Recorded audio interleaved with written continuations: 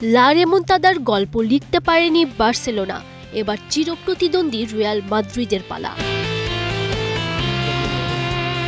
UEFA champions লিগের quarter ফাইনালের প্রথম লেগে বের্নাবিউতে বাজিমাত বায়ার্ন মিউনিখের। লুইস দিয়াস আর হ্যারি কেইনের গোলে 2-1 জয়। তবে এখনই দমে যাওয়ার পাত্র নয় রিয়াল মাদ্রিদ। সংখ্যা বলছে প্রথম লেগে অ্যাওয়ে ম্যাচ জিতে আসার পর 30টার মধ্যে 29টাই জয় পেয়েছে বায়ার্ন। কিন্তু প্রতিপক্ষ যদি রিয়াল মাদ্রিদ হয় তাহলে পরিসংখ্যান অনেক সময়ই কাগজেই থেকে যায়। অবশ্য এই মুহূর্তে বায়ার্ন আছে আগুনে ফর্মে। বুন্ডেসলিগার শিরোপার পথ মসৃণ, আর ঘরের মাঠ একেবারে দুর্গ। শেষ 28 ম্যাচে মাত্র 1 হার, আর হ্যারি কেইনের এই মৌসুমে চ্যাম্পিয়ন্স লিগে 11 গোল। রেকর্ড ছোঁয়ার জন্য দরকার আর মাত্র একটা। সবকিছু ঠিকঠাক থাকলে সেমিফাইনালের দরজা খুলে যাবে বায়ার্নের সামনে। কিন্তু ওই দরজার সামনে দাঁড়িয়ে আছে ইউরোপের সবচেয়ে বড় নাম রিয়াল মাদ্রিদ।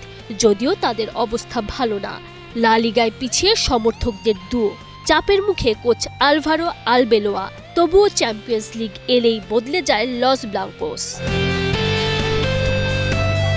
জার্মান দলটার বিপক্ষে শেষ 9টা নকআউটের জয়। অ্যালিয়াঞ্জ অ্যারেনাতে শেষ 4 ম্যাচেও অপরাজিত, 10 ম্যাচে 14 গোল।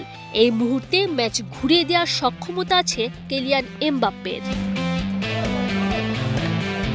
বায়ার্নে থাকছেন না উলরাইখ কার্ল, তবে আক্রমণে কেইন, দিয়াজ সবাই প্রস্তুত।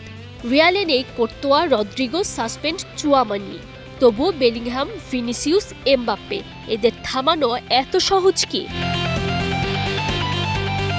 একই রাতে একই সময়ে রাত 1টায় স্পোর্টিং লিসবনের পরীক্ষা আর্সেনালের বিপক্ষে। কোয়ার্টার ফাইনালের প্রথম লেগে ঘরের মাঠে 1-0 ব্যবধানে হেরেছে পর্তুগিজ ক্লাবটা। শেষ ম্যাচে স্পষ্টতভাবেই এগিয়ে প্রিমিয়ার লিগের শীর্ষে থাকা দলটা। এবার ঘরের মাঠেও দাপট বজায় রাখার পালা, আর স্পোর্টিংয়ের সামনে সুযোগ চমক দেয়ার। Tanzim Mashib, star news.